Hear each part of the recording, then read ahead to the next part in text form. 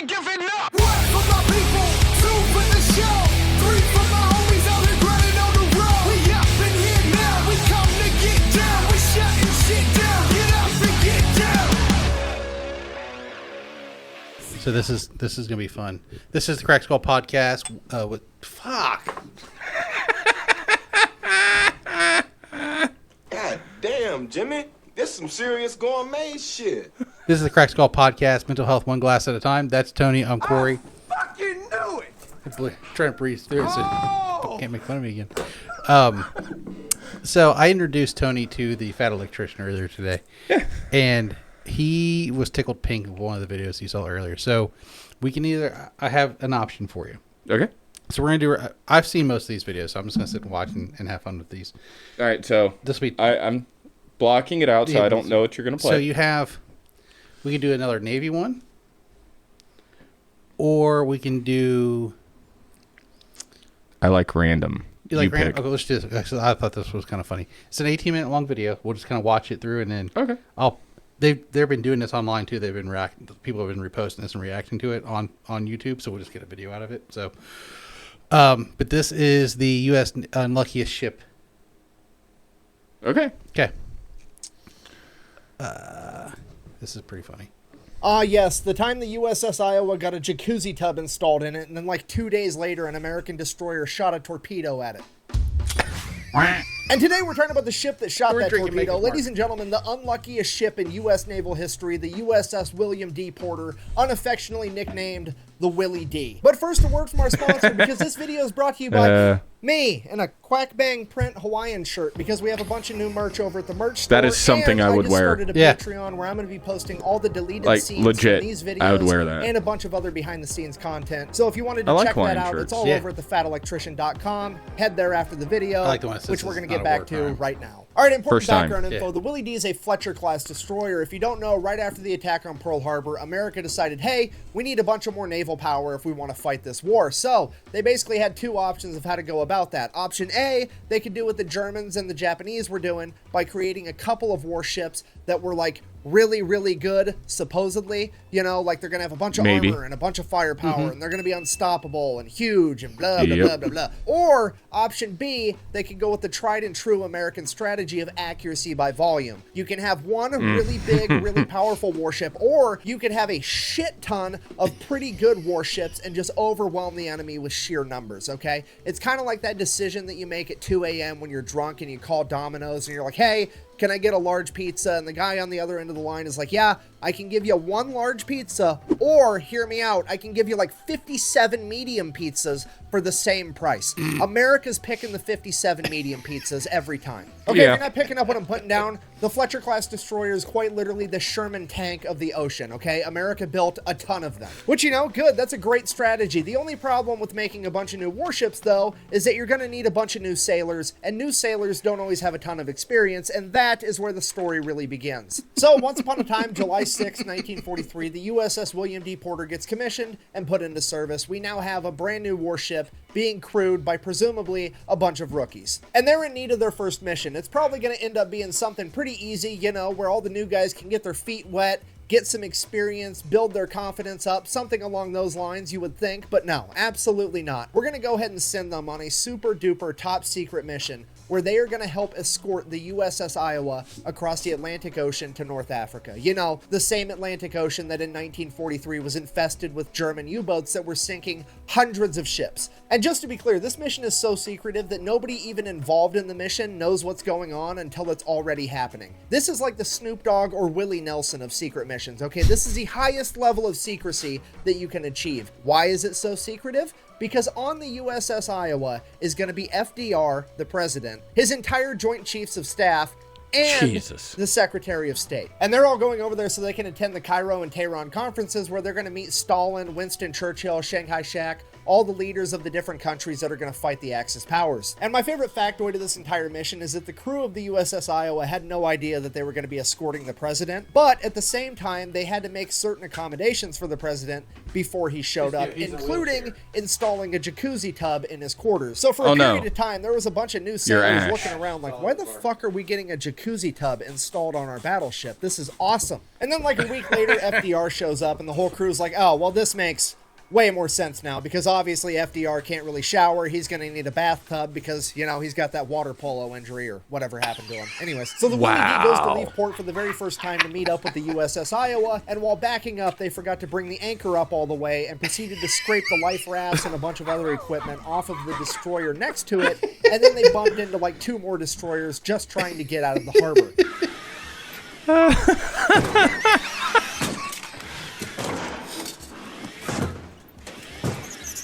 So they set out on this super secret mission escorting the president across the Atlantic. It's the USS Iowa being escorted by 3 destroyers, including the Willie D, and 2 escort carriers. Now, while they're traveling, they have to have complete silence to be as quiet as possible to not get detected by U-boats, and that includes not using the radio. Absolute radio silence. You have to communicate using signal lamps instead. So fast forward, we're like 24 hours into this 8-day-long mission. Everything is going great. Then suddenly they hit a rough patch of ocean, and the Willie D apparently didn't strap down all of their depth charges, and one of them just rolls off the ship into the water and fucking explodes. Okay, now the crew of the Willie D knows exactly what happened, but all the other ships have no idea, and all they know is that there was a huge explosion underwater near the boat that the president is on. Everything went from 0 to DEFCON holy shit like that. So they're thinking they're getting attacked by German U-boats. They break out into evasive maneuvers. Everybody's running to their battle stations, getting ready for a fight, and then the Willie D hops in the signal lamp and we're like, sorry, that was us. The whole radio silence thing actually comes in pretty clutch for the Willie D right here, because since they can't talk on the radio, command has no idea of actually figuring out what happened. They're not going to know that somebody just forgot to ratchet strap down the depth charges, and they also can't get chewed out via signal lamps. So the whole conversation is pretty much just that. Hey, that was us. We're not getting attacked.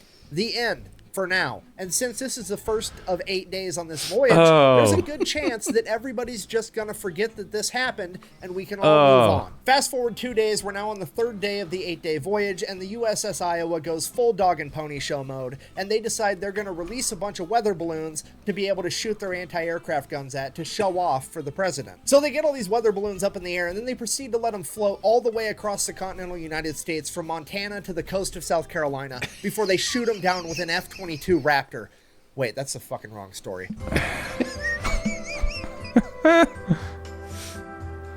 Sorry, so the USS Iowa opens fire with their anti-aircraft guns. They're taking out all these weather balloons. FDR is super impressed, but then there's a huge gust of wind, and it blows a bunch of these weather balloons out of range and over towards the Willie D. At this point, the Willie D is like, oh shit, this is our chance to redeem ourselves. Quick, man those anti-aircraft guns. We got to take out these balloons. And that's exactly what they do. They start absolutely destroying these balloons. They popped every single one of them. They did a terrific job. So they pop all these balloons. The crew of the Willie D is just amped. They've totally redeemed themselves. Everybody's going to forget about that depth charge thing now. This is the best day ever. So the commander decides, not wanting to lose all of his crew's motivation, they're also going to do some torpedo drills, keep boosting up their morale, you know? So when you do a torpedo drill, you send the torpedo guy down, and he takes the primers out of the torpedoes in the torpedo tube, so that when you fire the torpedo for the drill, it doesn't actually launch the torpedo. So the chief torpedo officer goes down, takes all the primers out of the torpedoes, gives a thumbs up that they're good to proceed with the exercise.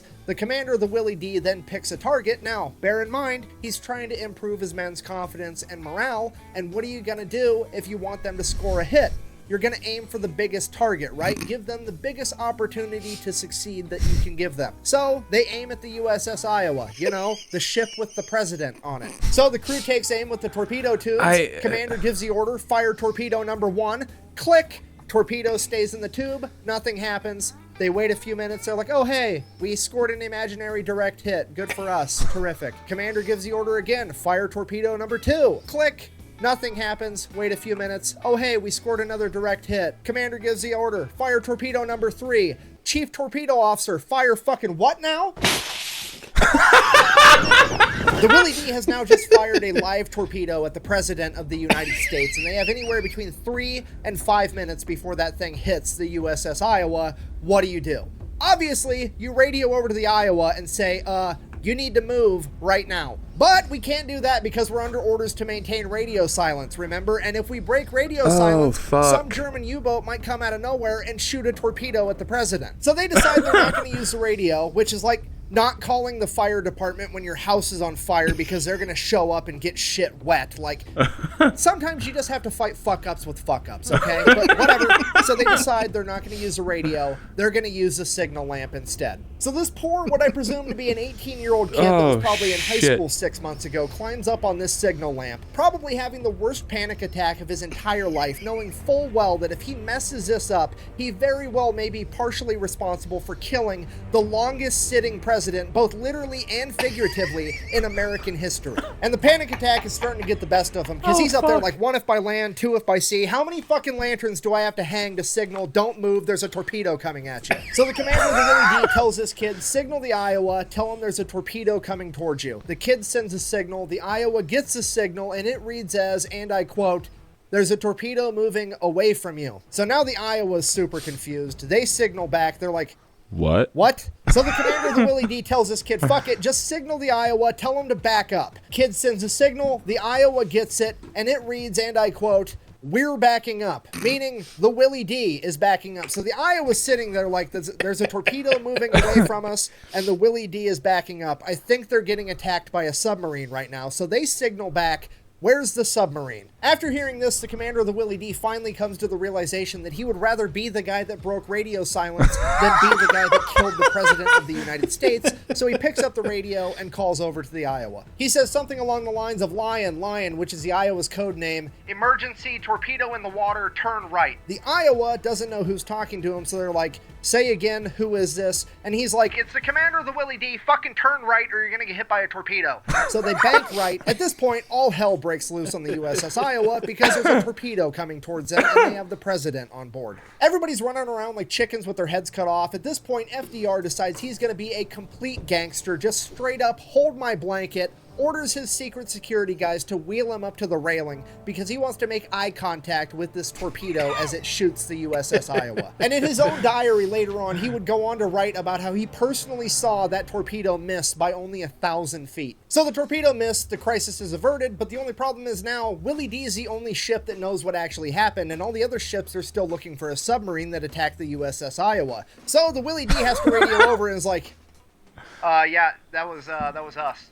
Sorry. At which point, the USS Iowa takes all 3 of her turrets, 9 16-inch guns, and turns them and points them at the Willie D. The Willie D is then ordered to leave the group, sail back to Bermuda by themselves, where they're going to get investigated because they just tried to kill the president. And what happened next is kind of debated. One story goes that the Marine Corps boarded the Willie D and arrested the entire crew, making it the first and only time in U.S. naval history that an entire crew got arrested. Some people think that didn't happen because it wasn't in the Willie D's official war diary, but you also have to remember that this was already a super secret mission, and this was fucking embarrassing. I mean, the government didn't release this to the public until the late 1950s after World War II, so it could have actually happened and the U.S. government covered it up because, you know, the U.S. government covers up all kinds of shit all the time. But what we do know for sure is that the chief torpedo men that failed to remove that 3rd torpedo primer got sentenced to 14 years of hard labor, or at least that was until FDR decided to be a complete gangster yet again, because apparently he found the entire almost assassination attempt thing funny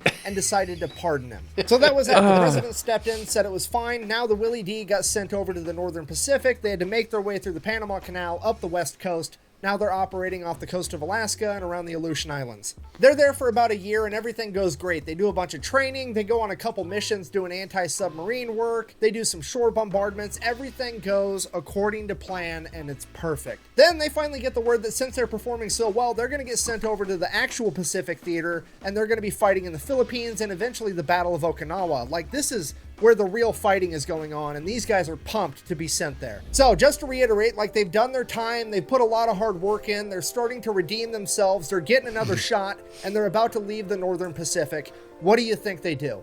They throw a party, obviously. Break out the booze, we're going to have one big party before we actually go sometimes off the maybe war. good, So they all sometimes get maybe hammered, shit. and somebody has the bright idea, you know what we need? Some fireworks. Load a round in one of the 5-inch guns, we're going to fire it. And that's exactly what they do, and sure enough, that 5-inch shell makes its way to land, and not only does it hit land, it hits the military post that they were operating out of, and on that military post, it landed in the front yard of the commander's house while he was having a party full of all the other high-ranking officers.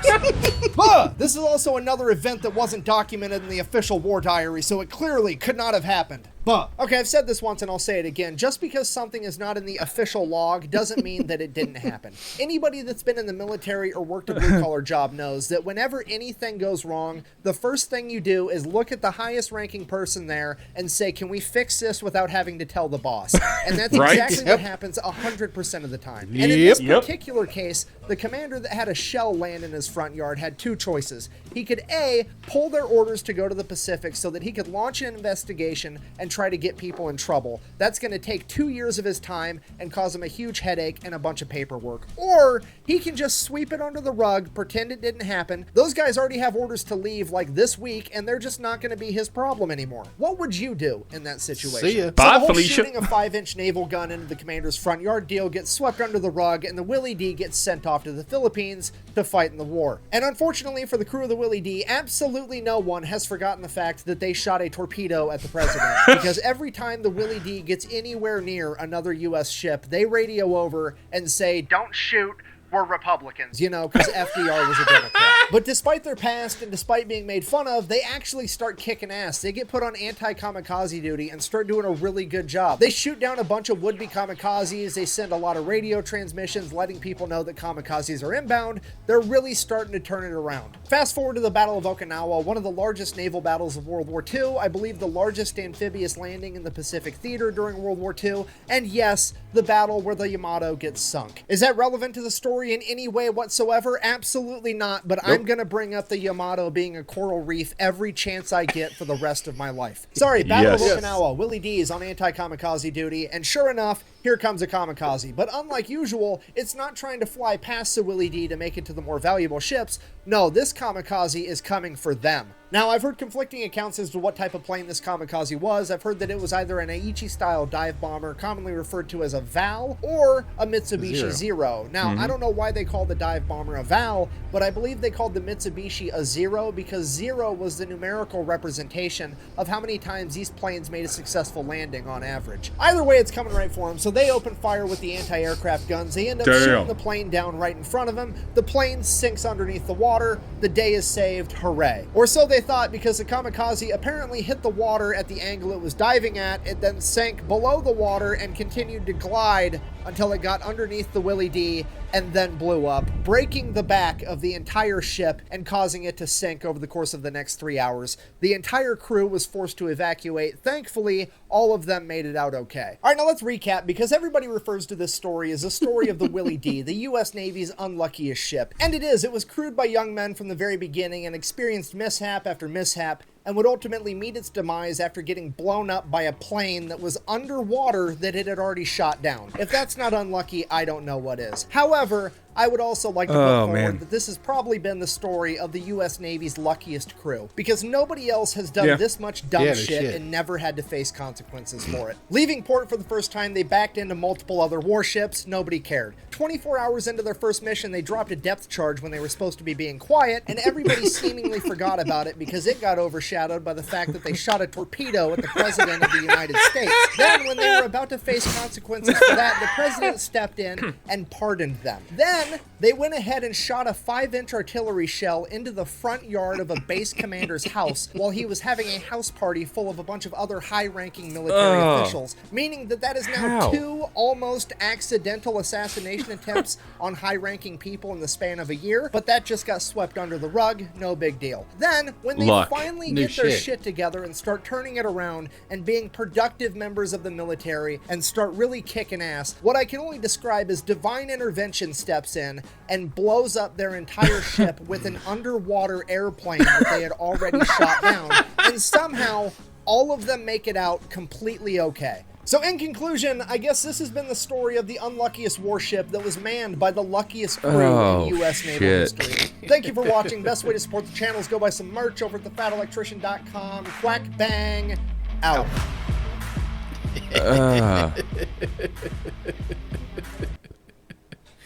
I love that channel.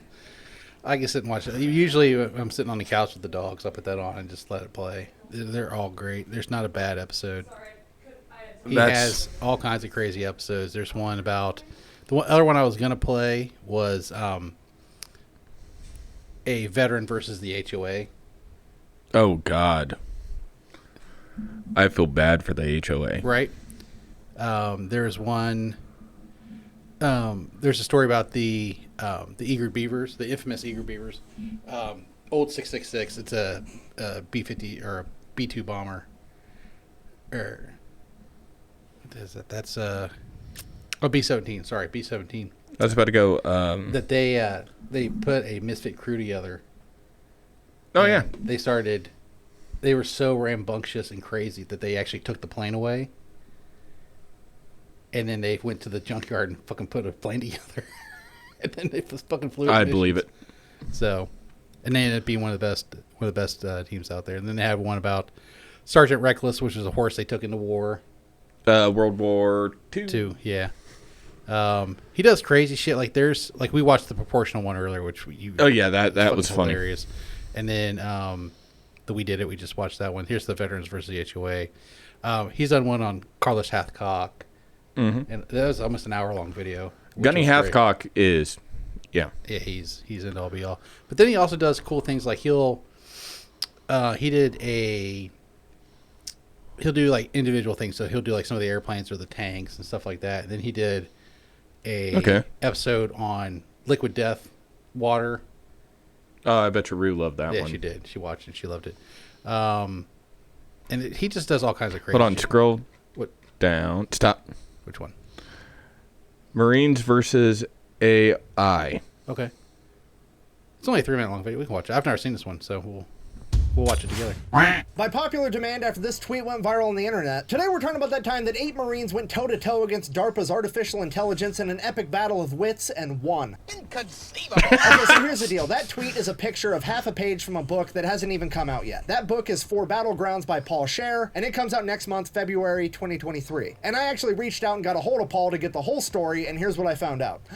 Once upon a time in 2019, DARPA had a program known as Squad X. The overall goal of this program was to be able to integrate an autonomous AI with an infantry unit. RoboGrunt. They wanted to make RoboGrunt. Basically, they were going to take an artificial intelligence, shove it inside of a flying drone or a little car drone or inside of a robot dog, and it was going to follow the grunts out into battle and act as an early warning system. Using cameras and sensors, it would be able to identify enemies from way further out than a human ever could. Not a terrible idea. So DARPA got to work. They built the robots, they built the AI, but then they actually had to train the AI how to identify people. And apparently the best way to do this was by just actually doing it. So they brought in 8 Marines for a week to help train this artificial intelligence. And for the first 6 days, it went great. Basically, the AI just watched the Marines walk around and do things a human would do, while the computer engineers helped teach the algorithm what it was looking at. But then on the 7th day, DARPA would make a classic tactical error by challenging the Marines. Apparently, with only 6 days of training, they wanted to see how well their artificial intelligence would stack up against the Marine Corps' 100% organic cran-fed fuckery. I'm gonna give you a hint, it didn't go well. The challenge was they were gonna set the robot up out in the open, and the Marines had to start from like 1,000 yards away, and they had to sneak up on the robot and touch it without ever being identified as a human. As soon as they said go, the first 2 Marines took off doing somersaults for the entire 1,000 yards. They made it all the way to the robot completely unidentified. And I can only assume that it is at this point that the computer engineers realized that they were gonna have a bad day, because they only got more ridiculous from there. Another Marine went out in the woods, stripped all the branches off of a fir tree, dressed himself up like a tree, and then slowly, and I quote, walked like a fir tree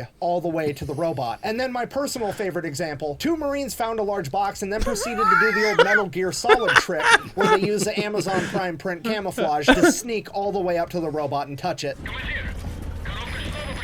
Jesus Christ.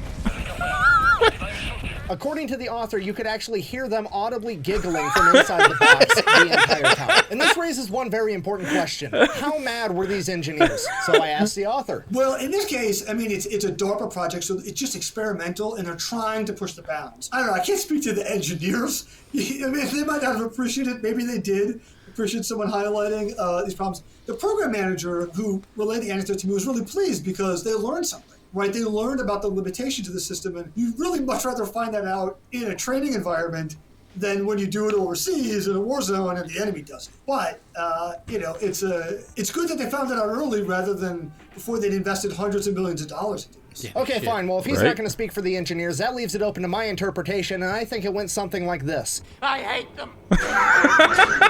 In conclusion, I think Yes. the big takeaway from this story is that artificial intelligence is nowhere near ready to go toe-to-toe with the American grunt on the battlefield. Because regardless of how smart it is or how smart it gets, it's never going to be able to figure out what the grunts are doing until they're already doing it. Because the grunts don't know what they're doing until they're doing it. And you Right. can't be 3 steps ahead of somebody that never knows where they're going. Because at the end of the day, historically speaking, the American military's only ever had one plan, and that's to show up and improvise. If you made it all the way to the end of this video, thank you for watching. Best way to support the channel is go buy some merch at thefatelectrician.com. All right, I think we have time for one Whack, more. bang, Let's see if I can find a out. good one. I just hit popular. This is the one I watched the other day. No, popular. You hit popular? Okay, hold on. We watched proportional.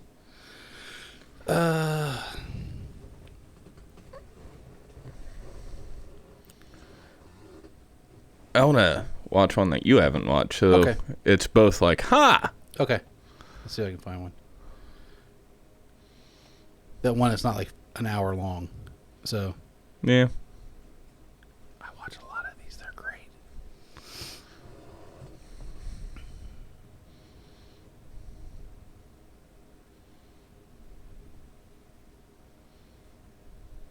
£1.5 billion pounds of cheese. Yeah. Why? They talk about the greatest combat shotgun in the Oh, development. the of it. Benelli. It's pretty funny.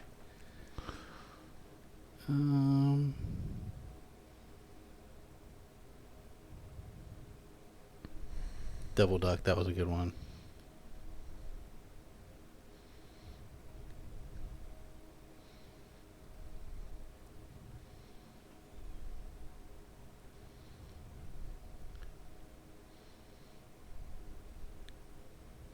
Oh, yeah, ice cream chips. Yeah.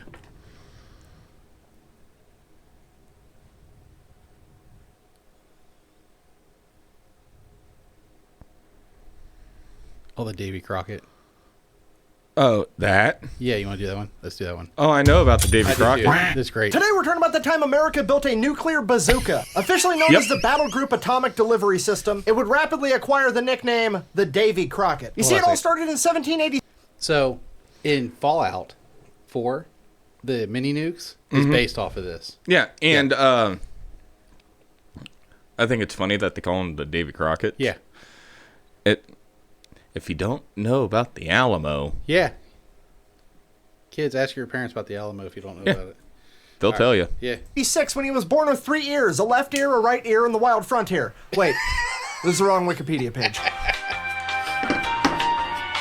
Davy Crockett nuclear device. That's better. Okay, here's the deal. Once upon a time in the Cold War, the Soviet Union had way more tanks than America did. And America didn't want to have to build a bunch of their own tanks and ship them halfway across the world to Germany. So they needed a cheaper, more economical way to defeat enemy tanks. So they did the obvious thing and took their existing anti-tank weapon, the recoilless rifle, which is essentially a large bazooka, and figured out how to shoot a nuclear bomb out of it. That nuclear bomb was the M388 tactical nuke equipped with the W54 warhead. This is probably the smallest nuclear weapon of all time. To put it into perspective, on impact, this would deliver a blast yield of approximately 20 tons of TNT. That sounds like a lot, but when you're talking about nukes, comparing it to, like, say, Atomic Annie, which was 15,000 tons, it's quite a bit smaller. gonna fuck Lucky up your for us, day. they recorded Yeah. it again. Let's go ahead and see the tape. The round was launched at H-minus 17 seconds to accomplish H-hour impact on the desired ground zero at a range of 2,852 meters.